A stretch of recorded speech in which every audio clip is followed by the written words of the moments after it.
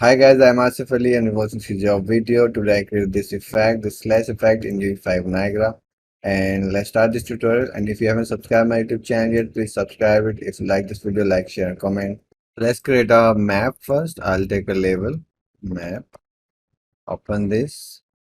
And then it is just a black, so I will take a height, exponent height for, and I'll make it gray.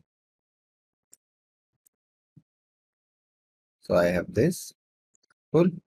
And now we need our first material, so m slash 1.